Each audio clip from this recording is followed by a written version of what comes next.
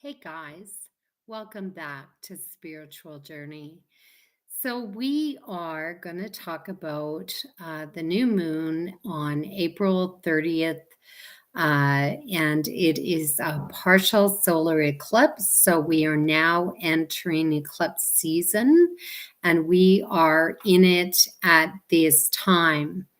So, eclipses ramp up energy, and we can almost feel the tension sort of begin to rise up a little octave or two as we transverse through eclipse season.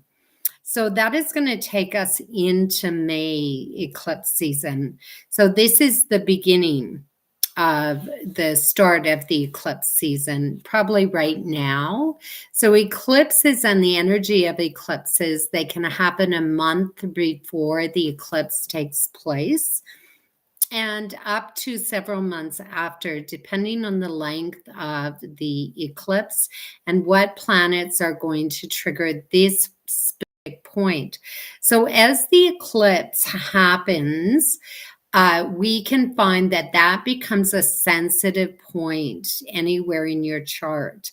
And so wherever you have 10 degrees of Taurus, that is now a sensitive portal or door that is prone to change because of the eclipse. So if you don't know where that is, there's all sorts of resources for you to find your natal chart and figure out where that is. If you are an earth sign, like Virgo or Capricorn, this is trining you, and it's probably playing or going to play really well into the energies that exist within your natal chart dynamics. So this happens on the 30th of April, and it begins at 2:29 p.m. Central Standard Time and Mountain Standard Time. It happens at 1:29 p.m. Pacific, and it happens 2 hours later, which would be, it happens all at the same time, but it's 2 hours later in time at 5:29 p.m. on the eastern seaboard. So it's a really pivotal energy, and it is pretty dynamic. So I view eclipses as doors. That doors open with the north node and they close with the south node energies. And they usually oscillate between these two dynamics in terms of triggering the eclipses. So this is a partial. So the sun is not going to be covered completely. And this is when the moon runs in between the sun and earth and covers that solar. So in a solar eclipse, what happens is we redirect our energy. The light kind of dims, or in this instance, it's not going to fully go out, but it dims and we lose direction. And when the light comes back on, we find ourselves doing something completely different or going in a completely different direction. So you must be cognizant or aware of the energy that is happening. The energy is really ramping up as well because of some of the triggering and the dynamics of the energy that is moving through with eclipses. And so this is a north node eclipse, meaning the door is opening. Solar eclipses as well generally indicate that there's some sort of goal, ambition, or direction that is being manifested. Solar eclipses also are highlight leaders, rulers, the monarchy, anybody who's in a position of power. And power has really been important over the course of this last full moon that took place because of the triggering of Pluto. So, leadership and leaders, new leaders coming onto the stage as old leaders are fading out and their light is dimming. So, we can really see a changing of direction here, especially in leadership. Also, in your career, you can find that, that career just isn't as stimulating as it used to be, and it kind of dims out and a new opportunity comes about for you to change or redirect your own ambition. So that's kind of what this North Node energy is going to do. And it really goes back to ancient times and the scaring of leadership. If you did have a good king, you didn't want him to go anywhere at all. So this part of the year really is quite challenging, and this energy in terms of leaderships and the old guard, I guess you could say, the old people in power is really highlighted. Who is running the ship? Who is the captain? And are they doing a good job? And so we have a lot going on here. A lot of energy is really moving through right into May. So please do the spiritual thing, because Jupiter and Neptune are really quite closed, heading still into May and the beginning of May. So this gives us a good opportunity to tap into spirit to guide us and lead us through this. Listen to your intuition, follow your hunches, and pay attention. And that's what's really important. So, a lot of things in terms of leadership, direction, ambition, goals is really important here for a couple reasons. That there seems to be a lot of change that is going to be moving through at this time and at this eclipse. So, for one of them, and it all started at the full moon there with that Pluto being hit. And so as we approach this new moon, we have Pluto ready to station retrograde. All the planets have been direct, and now we have the first planet stationing retrograde, Pluto, and he is going to remain in retrograde station until the fall. So when we have a planet in retrograde, we're always reviewing where we've come from, and positioning ourselves in the energy that is already passed by. So Pluto was really highlighted in that full moon in terms of challenges, leadership, control, power. Who is in power? Who has control? And are they really using their power and control in a positive way? And so that was a really important. Now in this chart, Pluto is seeking to change, to seeking the dynamics of change. Not only is Pluto stationing and being really highlighted here because it's so still in the sky, so its energy is ramped up, that we have this tension that builds with who is running the show. Do we have control over our own lives or don't we? And maybe we need to backtrack and find out where we need to go in the future and redirect our energies and change our direction. If you feel like you're out of control or feel like you have no control in your life, this eclipse most likely is an eclipse that says, I need to change direction. This is all about the changes that need to take place in a positive way. And so with this Pluto, there's a lot of transformation that is taking place. It is really kind of highlighting who is a really good leader, what steps are being taken, what is being revealed, especially in government and corporations. This is really about wealth and who owns it, maybe about the plutocrats and the 1%. And are they accountable? Are they doing their due diligence in their roles as a leader? And are you being responsible with the power that you wield, whether that's for your own direction within your family dynamic, your job, wherever Capricorn is positioned in your chart? So Capricorn is that hierarchy position, the low, the next, and climbing that ladder to a point of status. And so it really rules government positions, politicians, and corporations. So we could really see a reversal of direction with some policies that are coming out with those leaders of ours, and a change of direction there. And so this retrograde station is really tapping in, this new moon is really tapping into last November.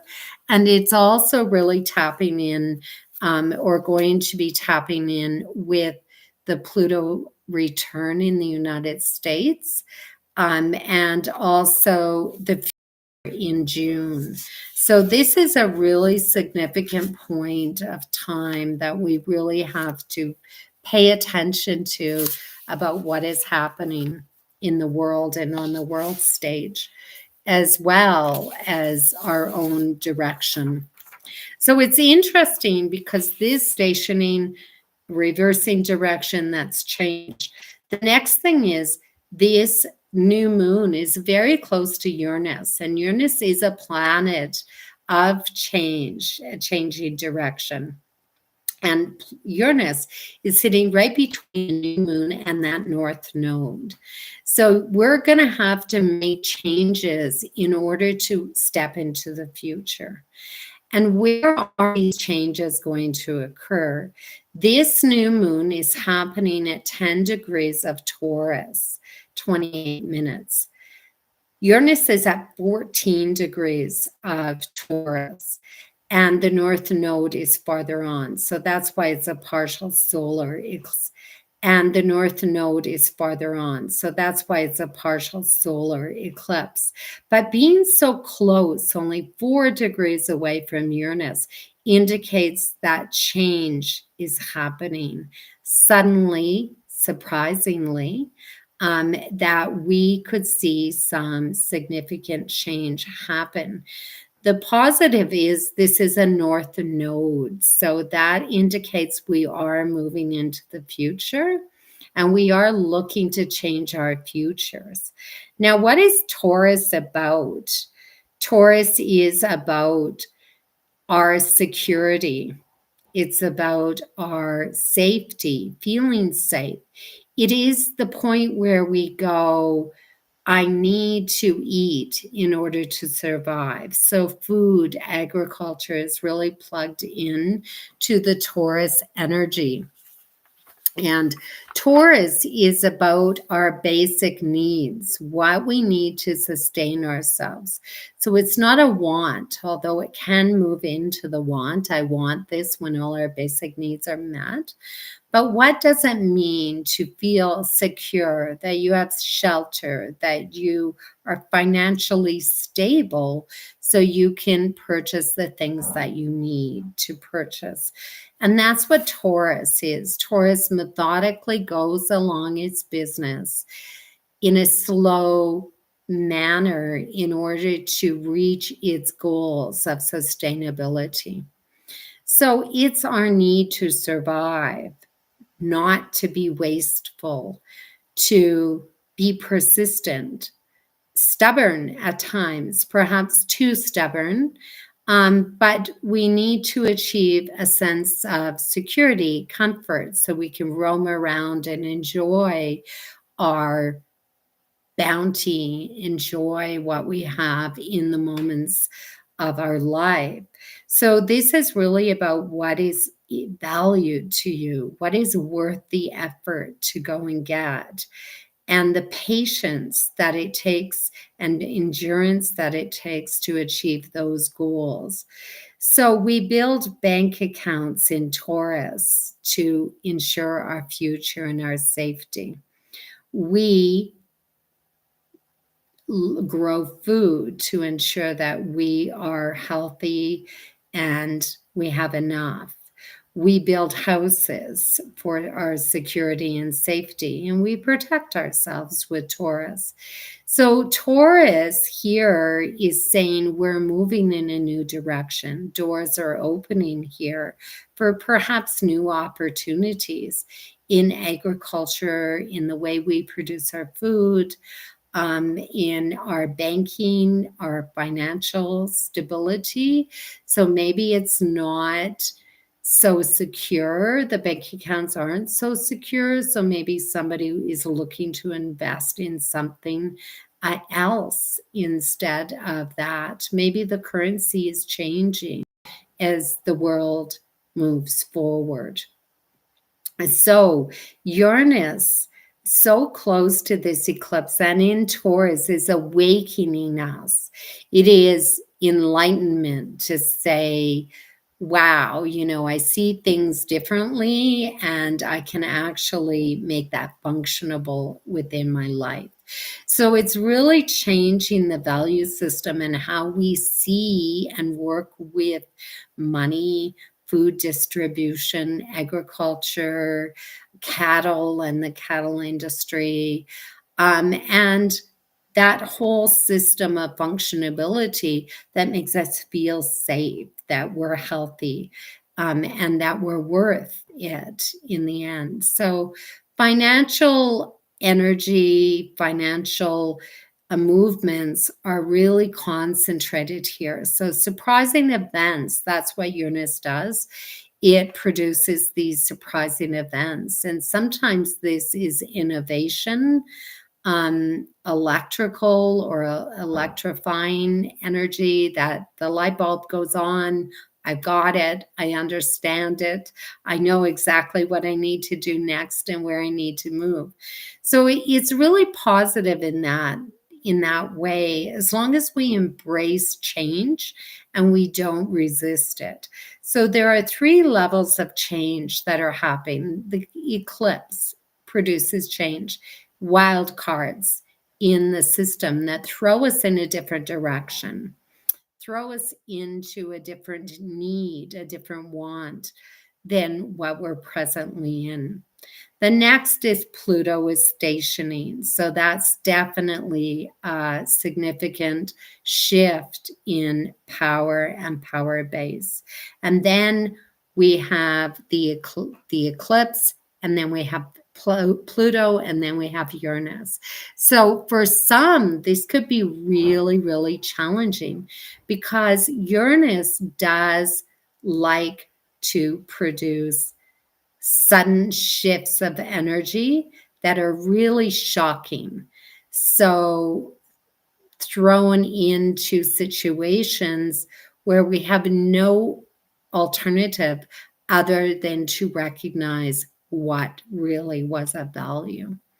So, we can get earthquakes, internet problems, hacking, currency difficulties or financial difficulties happening here, and to say, wow, like what I really thought was valuable turns out to be not as valuable as I thought, when actually it was my family or these other things that were important rather than material things, because Taurus is material things.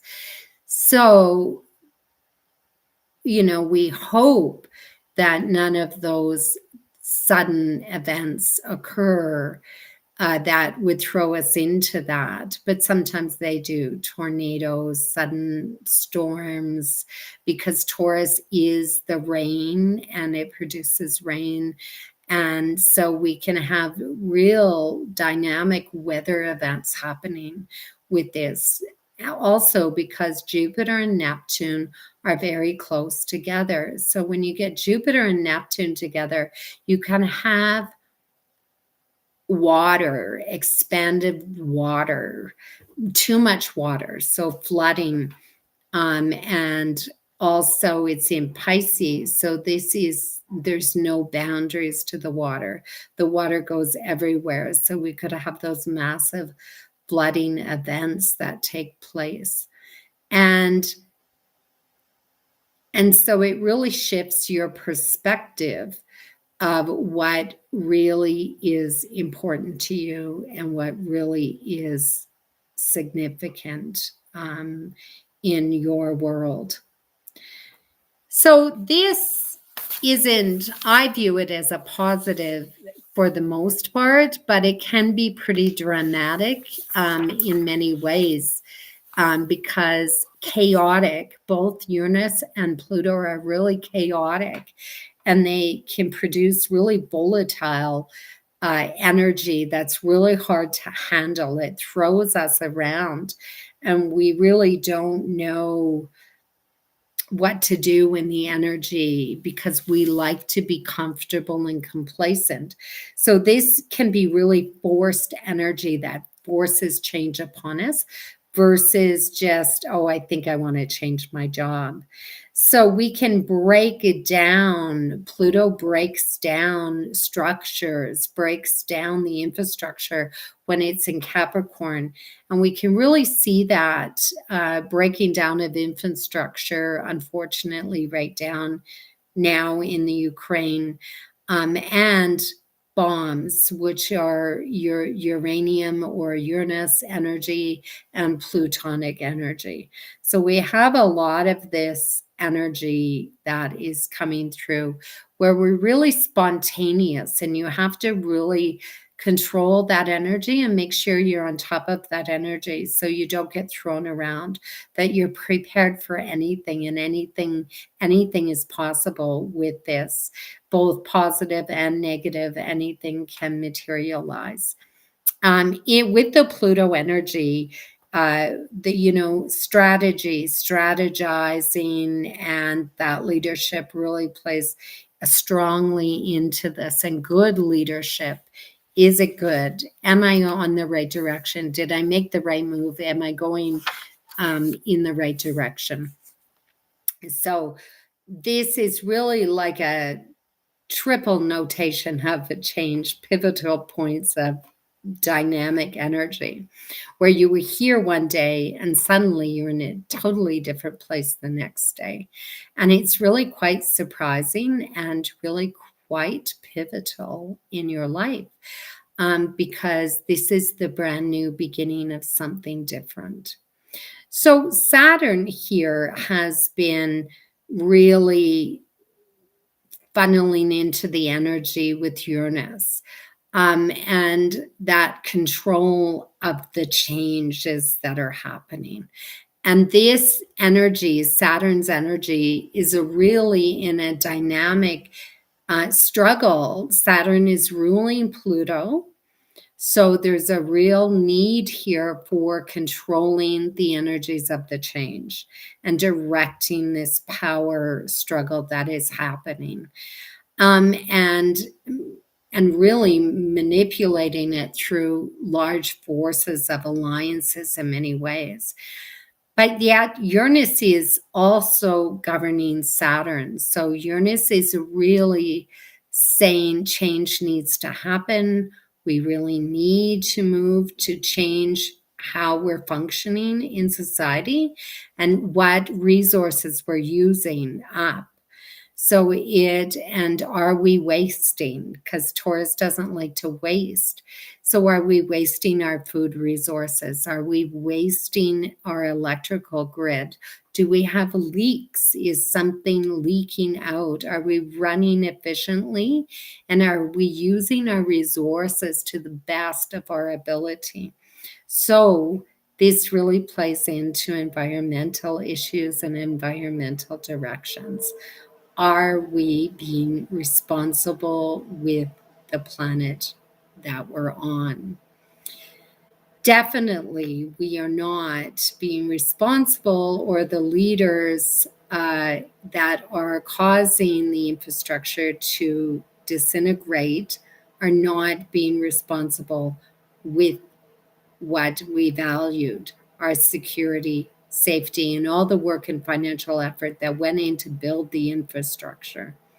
So if you're destroying it, you're not looking after it. And that really plays into what Russia is perpetrating in the Ukraine right now.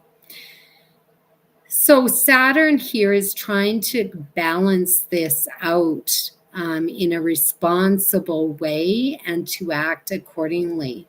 So this definitely could be our alliances and those countries who are working to produce effective change that are good for all of our security and safety. And they could be treading a fine line because Saturn is lines, boundaries, and where those lines are positioned.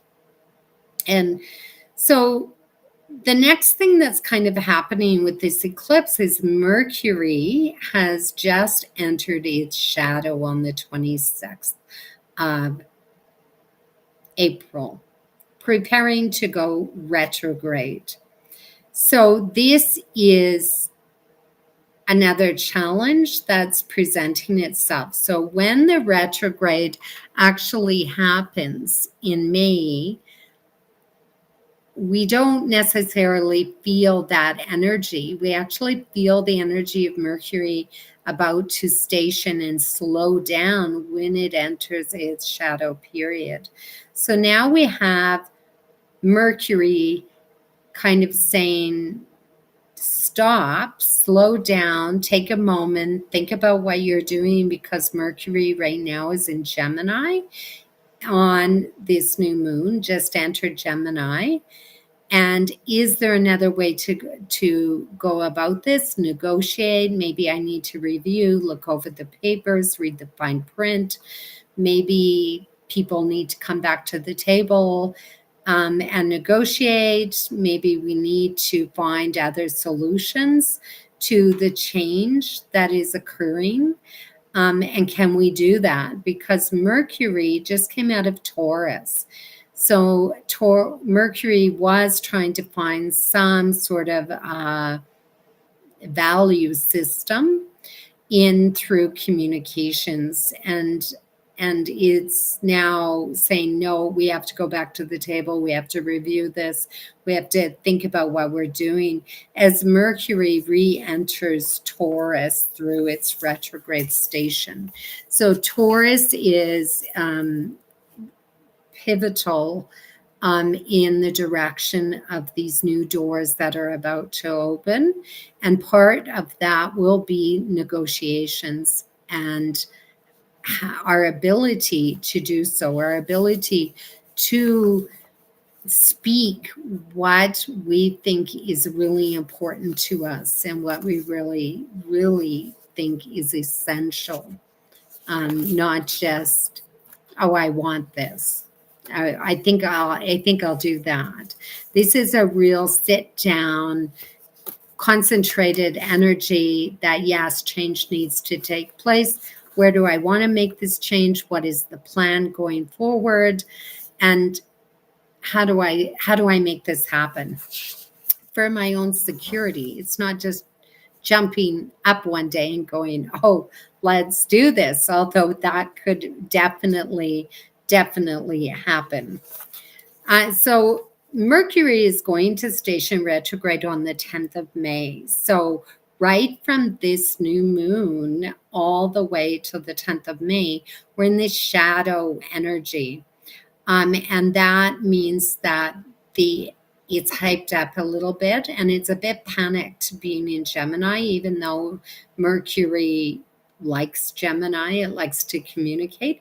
But we could kind of have this energy that says, hurry, let's get this done. Like, let's make this happen. And then all of a sudden, when you hit the 10th of May, it goes, no, like, you were going too fast. Slow down. take your time, think about what you're doing, and then formulate a plan. So do expect delays when Mercury is in Gemini up until the 23rd of May. And then he's going to pop back into Taurus. In that position, he rode that 29th right at this eclipse season, the 29th, right at this new moon. So we do have to be cautiously aware of that, of what you're saying, what you're expressing out to the world at this new moon, and what your desires really are, because Taurus is a very sensual, desirable energy that wants to create peace, and enjoys the good things in life, enjoys the leisure and the wandering around. So Mercury here is trine pretty close, just separating, but has been trining Pluto. So this definitely can say, let's go to the table, let's negotiate, let's find a solution to the power struggles that we're having in our lives. And so when we jump into this Gemini energy and the Pluto, this could be like, really, I've achieved my goals. I have achieved what I aimed to achieve, but not just yet. So it's kind of a holding back energy. The new moon, of course, is can be rather excessive, with a lot of talking, a lot of chatter, a lot of stuff going on in the mind, and a lot of information coming out into the world. But we have to make sure that it's the correct information. We don't want it to be anything other. So we have to go back and discover, was this the truth? Is it the truth? Is that what we really wanted? Was that our goal? Was that our aim? So then, as I've said for a long time, Venus is really playing a pivotal role, and she has been ever since last November. She is no different now with this new moon. She is governing over this new moon. That means that she has influence as to what is happening and what she really wants. And she has been doing this. She has been leading the role, leading ahead. So really, she rose as this warrior upon her rebirth through her retrograde station. And she is really significant to the events that are happening.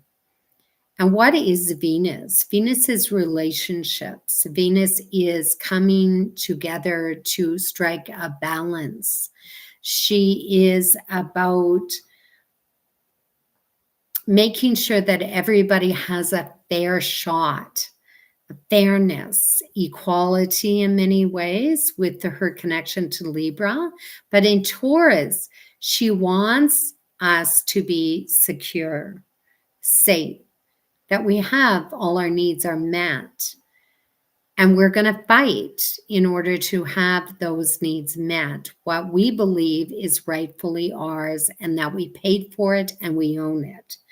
So she has been really important to what has been happening. And she's really important here again, because what she's doing now is she is seeking.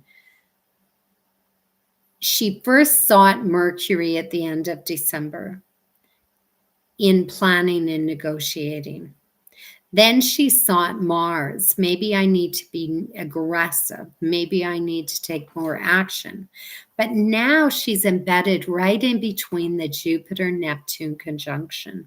She's sitting right on top of Jupiter. Sky's the limit here. Anything is possible. Anything is possible. Big dreams, big values. But this also indicates inflation is rising. We are challenged financially. Maybe the cost of living is too high. Our security, our safety is threatened, perhaps because the limitation of price of housing. So it's bigger than we can even contemplate. It's quite large, and it's really excessive, overindulgent energy, spending beyond our means, not really spending for the need, but spending for the want. I want this. So this is dangerous in many ways because we don't have any governing energy to control it. It can get really out of bounds, out of scope, and out of limits. So it's excessive energy, and the new moon is semi-square to Venus. In other words, Venus doesn't want this to stop necessarily. She wants us to spend more and more and more, and this can actually play into those people in power, that they're perhaps spending beyond their means and limits, and there is really no end to it. And Pluto is saying maybe we should take another look at this. Maybe we should stop this roller coaster of numbers that we can't even comprehend, billions, trillions of dollars, that we don't even know what that looks like or what that actually means. So we can get this real over the top. It's really good for relationships, but you can actually think you're in love with somebody or something that you're really not, or that you really need something that you really probably don't. It's really good for lots of people spending for traveling and doing that sort of thing. But this is also about larger powers than ourselves spiritually and our belief systems. And so it kind of plays into that sort of hacking the electrical grid, or the computer grid or the internet, and maybe an overwhelming scam going on that gets to be a little out of control. So this could kind of play into the stock market as well. But there's a great deal of healing energy that comes with Neptune and Venus and Jupiter all together, because these are really beneficial planets that are all stacked up, that are really playing well in with the North Node and our future. So there is a future collective here, which is really dynamic and expansive and uplifting and exciting, and yet the doors are opening to a new destiny here, a new fate, because eclipses can be quite fateful. And in many ways it's refreshing and realistic, and in many ways it's wow, I never seen that coming. I never realized that that was coming. So we can really have, again, this kind of parallel universe that has been playing in to 2022, where we kind of are two sets of energies that are kind of moving through and trying to connect with one another. The realistic energy and the energy that says, wow, I can do anything. Sky's the limit, big dreams. Just think it, manifest it, and there you are. Done. So it can be challenging, and we are heading into some significant challenging energy as we move through some of these eclipses and the changes that are about to take place here. So I just wanted to work through some of the charts. in the various countries that seem to be vitally important right now. One of them is Russia. And so this new moon's north node solar eclipse definitely is going to plug into their 10th house energy. And that's where their leadership is and their leader, Mr. Putin. And so there's high expectations here because that Neptune, Jupiter, and Venus connection is taking place in the 9th house. So it's almost like Russia most likely is trying to make some promises here, and trying to come out as something other than what they have been portraying themselves to be thus far. And so Putin, of course, is plugging in with this new moon in the 7th house of alliances and enemies. And perhaps he's more than willing to come to the table here and maybe negotiate with some of those people. The Ukraine, of course, this new moon is happening in their 3rd house of communication, and President Zelensky has been trying to communicate with many countries, and so this is going to continue. And of course, Pluto is in their 1st house, which is crumbling their infrastructure and producing really dynamic change within that country. And it's also playing into the 10th house, which could mean that parts of the Ukraine are undergoing a change of power, which is what Russia is definitely trying to achieve. President Zelensky, obviously has this new moon happening in his 12th house. So this is, some say the 12th house is pretty powerful, pretty dynamic energy in there. Definitely really changing course energy with his ideas and his strategy and the direction that he wants to go in next, in trying something new to resolve and repair his country and his people.